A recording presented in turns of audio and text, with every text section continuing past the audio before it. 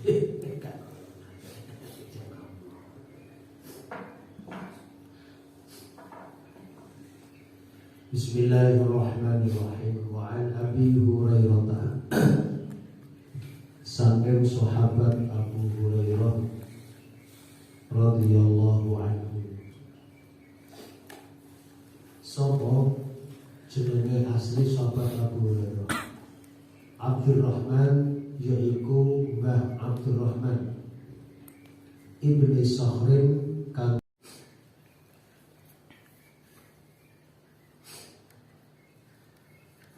sebab dikunyai Abu Hurairah iki menika beliau pernah membawa kucing atau riwayatnya menemukan kucing. Kucing ini ditaruh di jero lengan bajunya, ditaruh di lengan bajunya. Lalu Kanjeng Nabi ngertos kelewat ketemu kali sahabat itu takut mahadi apa ini? Beliau mengatakan menikah kucing Kanjeng Nabi. Oh kucing tak? Nggih anta Abu Hurairah. Lalu sampai dari bapak ego kucing. Itu menurut beberapa riwayat, termasuk riwayat saking Ibnu Abdul Bar, termasuk dari riwayat Ishaq,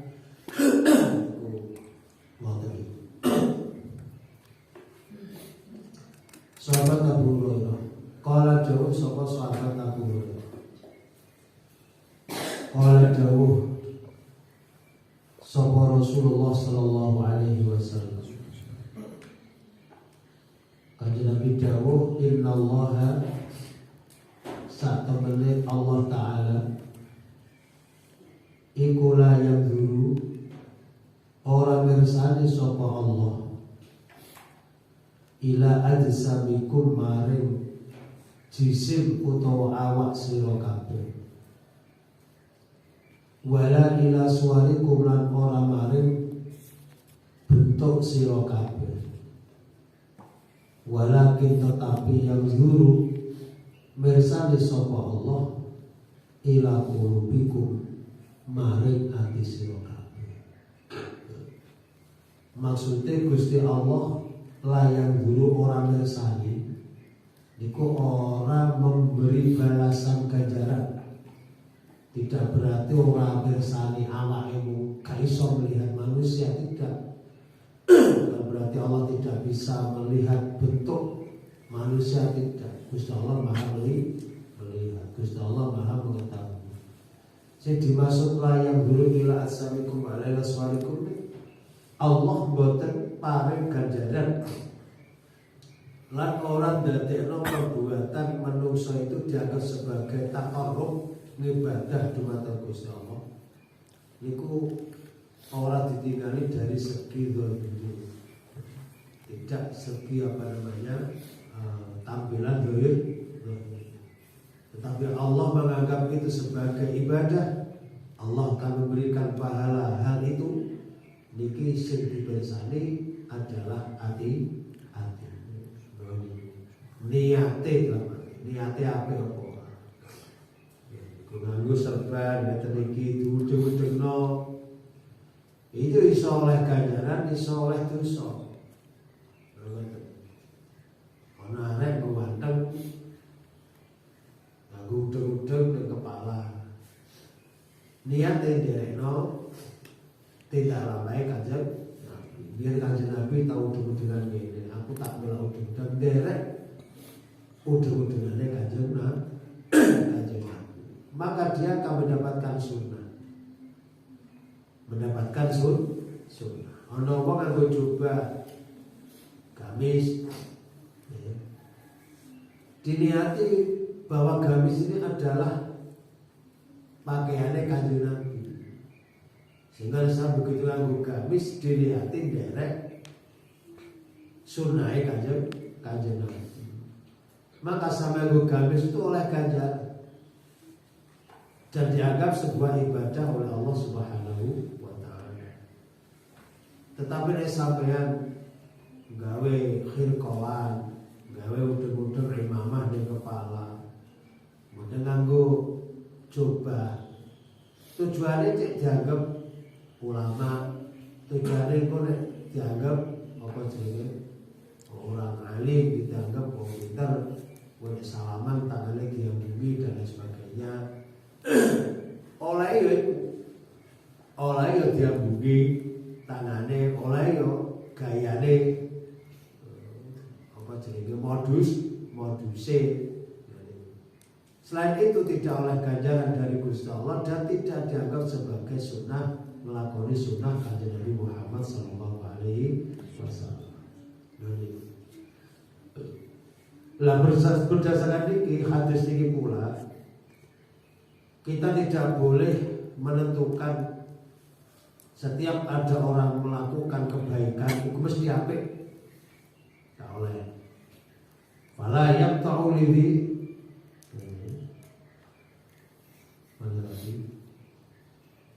wa haythu kana 'amalul qalbi musammiman lil 'amal adh-dhahir wa al-qalbi ghaibun 'anna fala yaqta'u lada 'amalin lidhi 'amalin shalihin bil khairati. Ketika hadis ini orientasi sebuah perbuatan manusia itu sing dibersani amalan batin, maka tidak boleh ketika kita ada orang melakukan kebaikan langsung kita menentukan orang itu orang baik.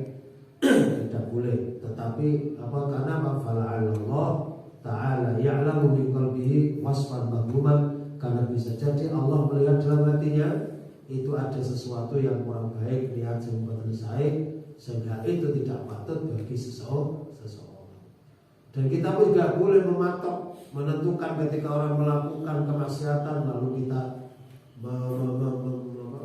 menjustis bahwa dia adalah orang buruk, kan tidak boleh. Kenapa? Karena Allah Maha mengetahui apa yang di dalam hati. Bisa jadi ketika dia melakukan keburukan itu mempunyai hati yang terpuji dan Allah mengampuni keburukan yang dilakukan. Karena al-a'mal amaratun dzanniyatun. Karena perbuatan itu merupakan amarah, merupakan tanda. Tapi tanda itu bukan tanda qat'iyah, tapi tanda dzanniyah. La adillata qat'iyah, bukan petunjuk yang pasti. Bukan petunjuk pasti. Artinya apa? Ketika sampai melihat orang itu melakukan bagian zonnya, sampai harus mengatakan itu orang baik, tapi harus sebatas husnul. Dan orang ngomongnya apa kok ngelakoni keapian kok sampai husnul, sampai kok berbicara berburuk sangka, ya tambah dosa. Tetap berhusnul kepada orang itu, dia tujuannya elek, urusannya dia kepada Allah, urusan dia dengan. Tetapi ketika sebaliknya, ketika kita melihat orang itu melakukan kebaikan, yuk kita secara zahir mengatakan itu buruk, tapi tidak boleh memastikan, karena sifatnya dzanniyah. Kuela itu, tapi jangan mengklaim bahwa itu orang yang buruk. Makanya Nabi Khidir tiba-tiba mateni wong. Lho ngene jajan. Ana cacil dipateni. Kalau orang menduga secara zahir, ya Nabi Ibrahim, Nabi Khidir telah melakukan keburukan yang luar biasa, padahal Nabi Khidir tidak melakukan, maka Nabi Khidir tambah dosa, itu perintah, dengan gitu, dan lain sebagainya. Jadi nek wong apik dihusnudoni apik, nek elek dihusnudoni dianggap elek, tapi jangan memastikan. Iku mesti wong elek. Nah iki sing gak oleh. Seperti itu. Jadi kita tidak boleh berlebihan. Dari hadis ini pula, wa tarattab ala dzalika, dari hadis itu memuncul atau berdampak atau ditarik kesimpulan bahwa tidak boleh kita hulu berlebihan terhadap seseorang, mengagungkan seseorang yang kita lihat orang itu sangat baik. Hulu berlebihan itu juga tidak boleh. Juga tidak boleh berlebihan dalam menghina seseorang ketika panjenengan melihat orang itu melakukan keburukan. Tetapi yang dilihat, bal tuhtakoru tilkal hal sayi'ah, yang dihina itu perbuatannya, bukan orang la tilkal dzat al-musi'ah, bukan orang yang melakukan perbuatan buruk. Tapi untuk memisah antara wong kalau perbuatan itu sing aneh. Karena antara orang dan perbuatan itu tidak bisa lepas. Bagi orang itu, biasanya orang pun yang membenci perbuatan, orangnya malah dibenci. Wongnya malah dibenci. Padahal mestinya harus dipisah antara wong sing nglakoni dengan perbuatan. Kita wajib membenci perbuatan buruk. Tetapi kalau orangnya tidak boleh membenci. Nah, bagaimana kita untuk memisahkan antara ini perbuatan ini orangnya? Satu-satunya adalah kita menasehati. Dik, memiliki KAP dik, sampai ke selamat meleheno. Berarti apa? Itu menunjukkan dia gak seneng kalau perbuatannya, tapi masih suka pada orang. Buktinya dia mau menasihat. Sebab nasihat itu kan iradatul khair lil ghair. Nasihat itu kan menghendaki kebaikan pada orang. Tapi nek wong iku benci ning wong ya benci perbuatane, iso nek wong ngilok-ngilok. Retos nudin jadi kalau ngono tok, jero jadi. Ngene iku. Nek iku berarti plus perbuatane ya plus karo wong iku sing gak oleh. Tapi yo wis di awal dewi itu sepenting yang harus kita perlu garis bawah di sini adalah walakin yang dulu ila kulubikum. Rawahu Muslim. Wa an Abi Hurairah radhiyallahu anhu, saking sahabat Abu Hurairah Abu Musa. Wa an Abi Musa, saking sahabat Abu Musa, sapa Abu Musa itu Abdullah bin Qais al-Ash'ari radhiyallahu anhu.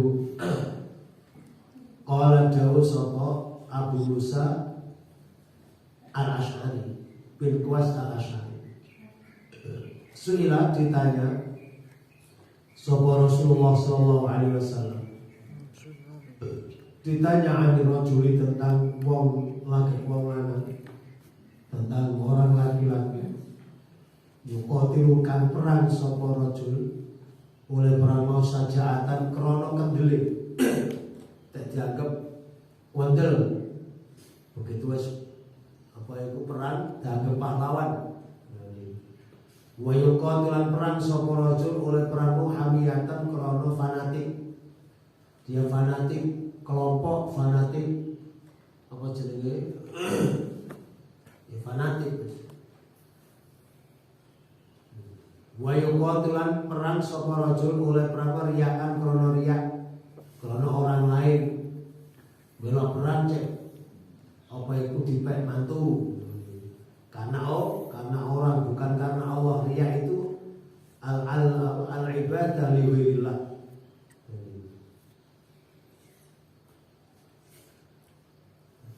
Lalu pertanyaannya, ayu dzalika, utawi indine mengkono-mengkono perang iku fisabilillah, di dalam Allah. Ketika Nabi menurut Abu Musa al-Ash'ari, Abu Musa al-Ash'ari beliau Abdullah bin Qais al-Ash'ari, beliau ditanya, atau Kanjeng Nabi ditanya, yang bertanya ini adalah Lahik bin Domroh al-Bahili. Yang bertanya adalah Lahik bin Domroh al-Bahili. Beliau tanya pada Kanjeng Nabi, ya Rasul, wonten tiyang sing perang tapi perangnya krono dianggap kendel, krono kendele, wonten malih krono fanatik, wonten malih perang krono riya, wonten kane sum'ah, wonten karane takabur dan lain sebagainya. Mana di antara mereka ya Rasul sing perangnya dianggap perang fisabilillah, perang yang benar-benar bela agama Gusti Allah, sing tiyang pundi? Qala mongko dawuh sapa Rasulullah sallallahu alaihi wasallam jawabi, man qala litakuna kalimatullahi hiyal ulya fa huwa fi sabilillah. Kanjeng Nabi menjawab pertanyaan dadi man utai sapa wong iku qatala lamun perang sapa man. Oleh perang mau litakuna supaya ana apa kalimatullah, kalimatnya Allah dalam hati agamane Allah. Dalam hati agamane Gusti Allah yaiku dinul Islam. Hiya kalimatullah iku al-ulya, luhur, iku al-ulya, tinggi. Barang siapa yang perang oleh perang tujuannya tidak ada lagi hanyalah supaya agama Islam itu menjadi luhur, menang. Fawa mongko iku utaiman.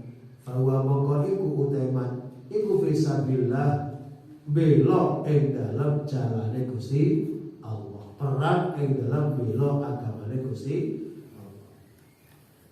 Jadi siapapun yang perang itu tujuannya adalah untuk mengagungkan agamane Gusti Allah. Semata karena Allah, dialah orang yang jihad fi sabilillah.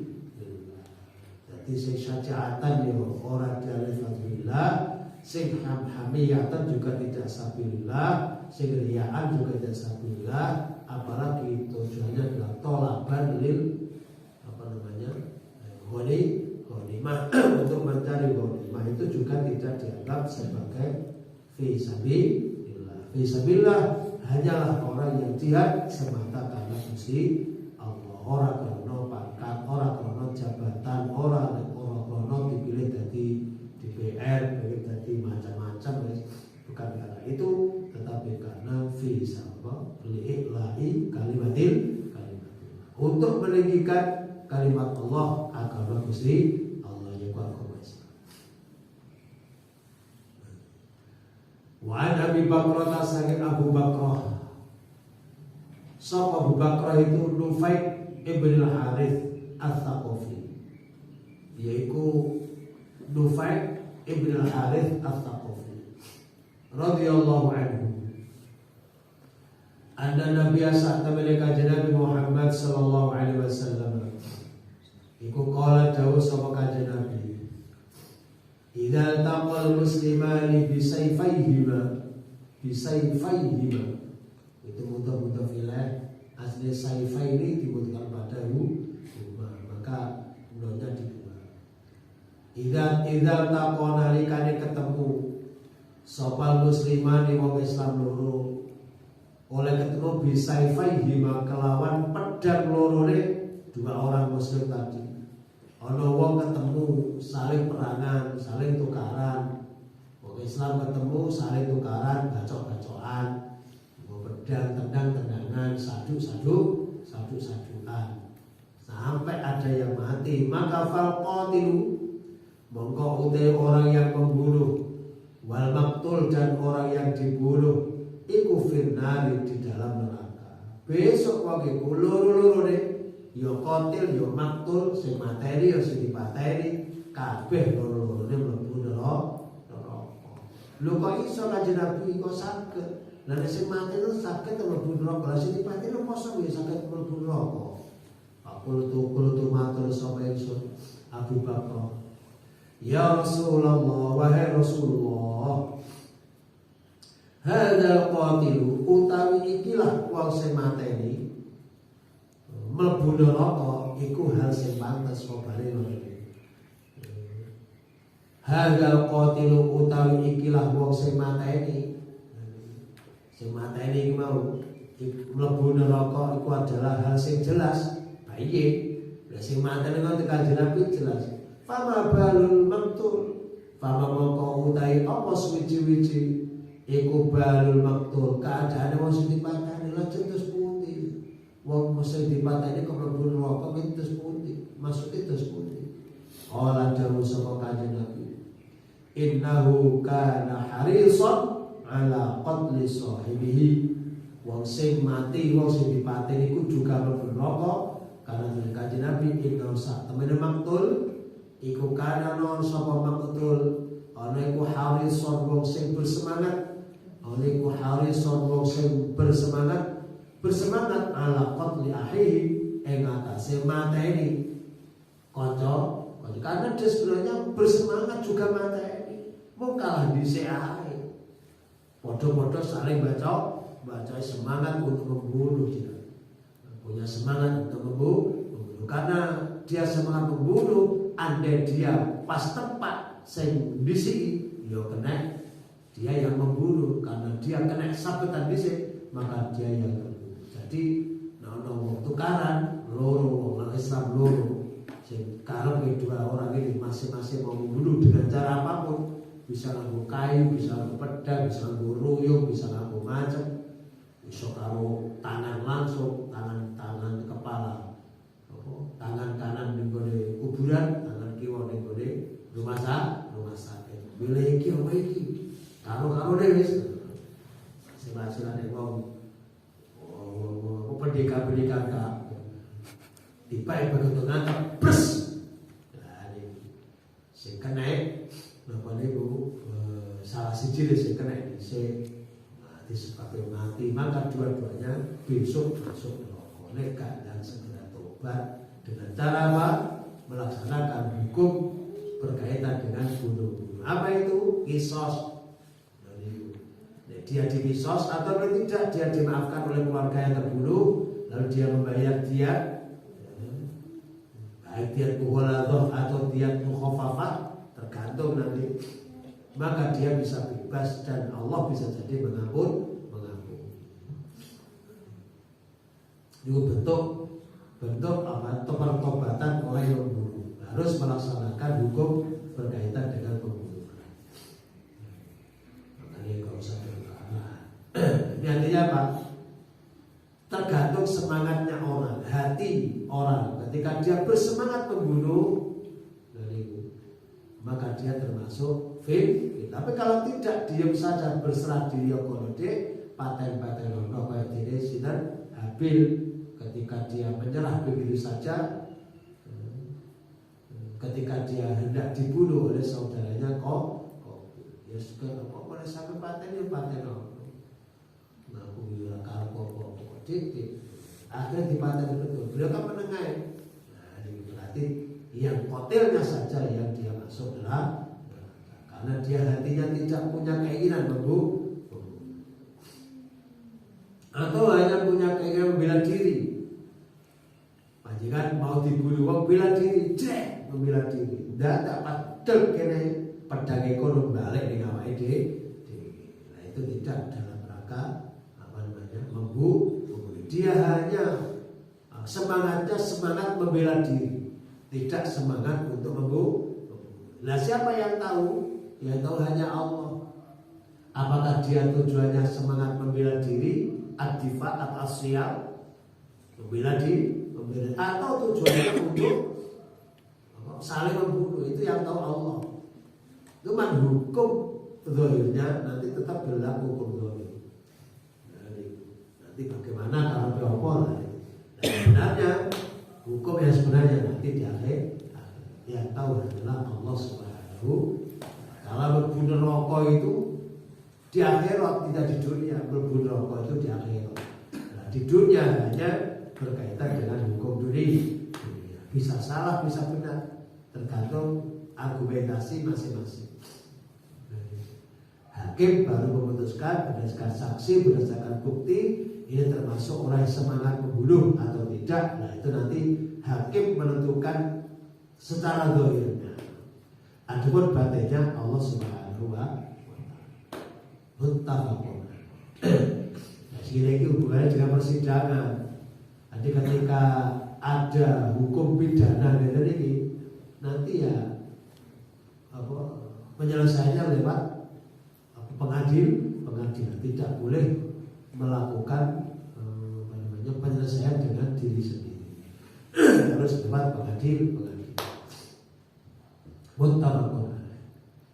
Wa an Abi Hurairah saya sahabat Abu Hurairah radhiyallahu anhu qala, dawu sapa sahabat Abu Hurairah, qala dawu sapa Rasulullah sallallahu alaihi wasallam, salatul rajuli utawi salate wong lanang fi jama'atin ing dalam jamaah.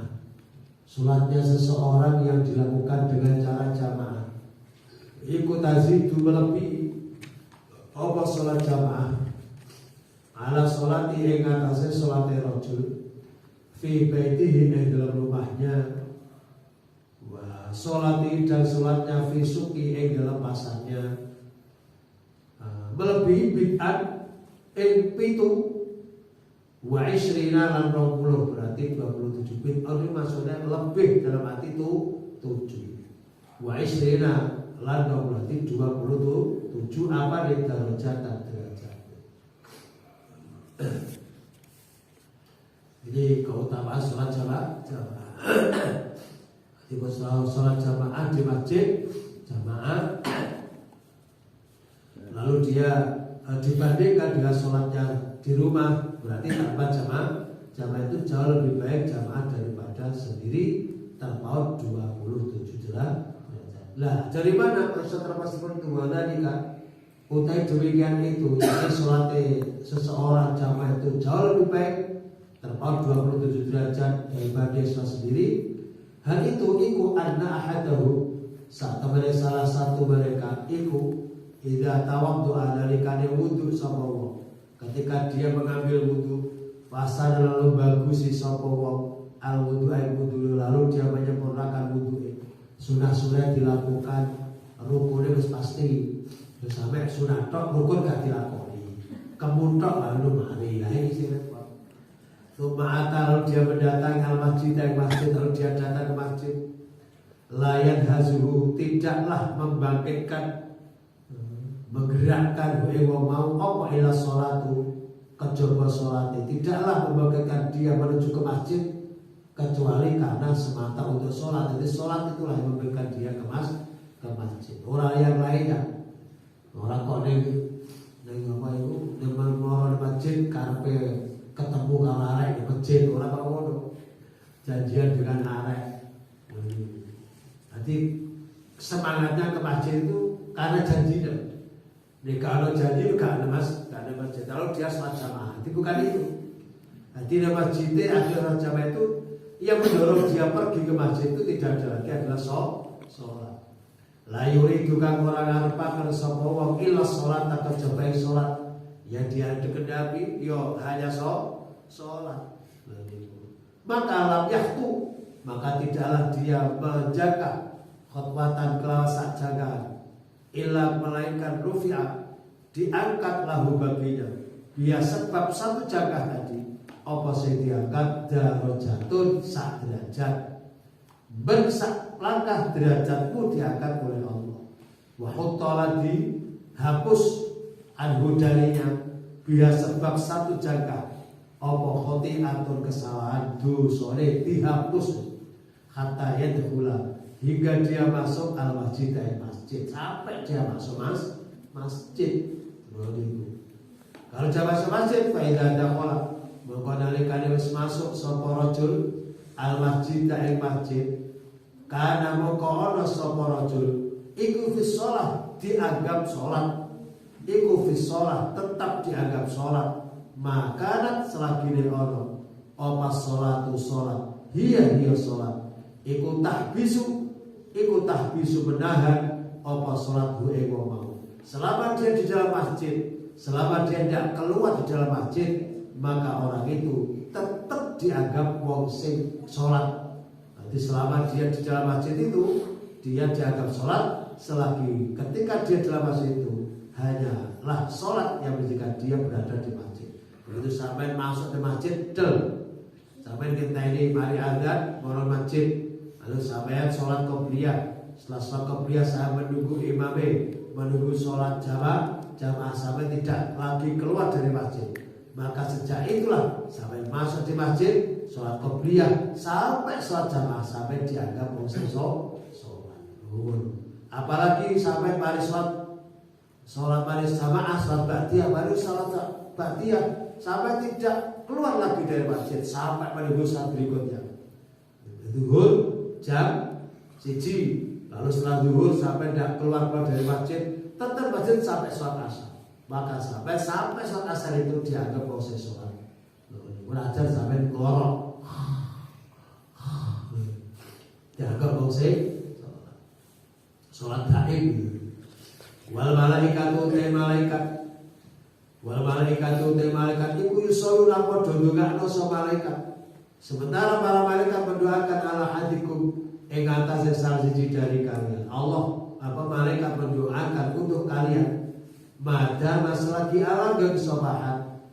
fi majlisihi, di dalam tempat duduknya, alladzi yang mana sholat dia sholat fihi, di dalam tempat duduk itu. Malaikat selalu mendoakan, memohonkan ampun terhadap orang itu selagi dia tetap di tempat duduknya, di tempat dia sholat, di tempat itu. Ya kuluna podo donga sapa malaikat, Allahumma arhamhu. Ini dungane malaikat ini.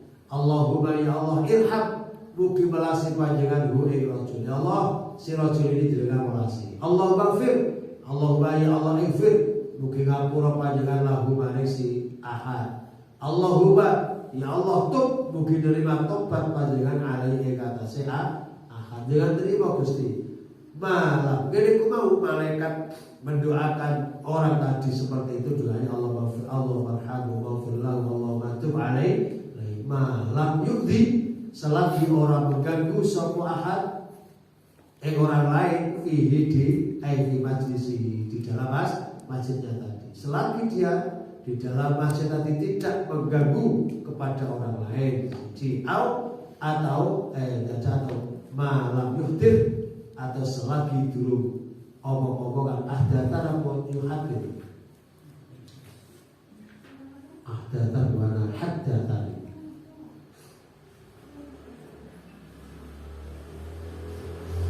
Malam yuhadir, selagi orang omong-omongan sapa wong fihi, atau dulu omongan sapa wong fihi ing dalam masjid tadi, selagi dulu omong-omongan, belum macakongan, ora cangkruan, selagi dia di tempat duduk itu, maka dia selalu didoakan oleh para malaikat. Muttafaqun alaih, wa hadza utawi iki kullu muslimin lafal muslim. Wa qaluhu dawu utai dawe kanjeng Nabi yanhazuhu, huwa utala fal yanhazu fathil ya wa tafaqiyyan wal hailan ha yanha wa bizailan lawan za bukan no. Armana ay yukhrijuhu, membuat dirinya keluar, yukhrijuhu mengeluarkan dirinya, au wa yubhiduhu membangkitkan dia tadi. Tidaklah mengeluarkan dia ke masjid kecuali sholat, tidaklah membangkitkan dia ke masjid kecuali sholat. Maknanya yang hazu seperti itu. Wallahu a'lam.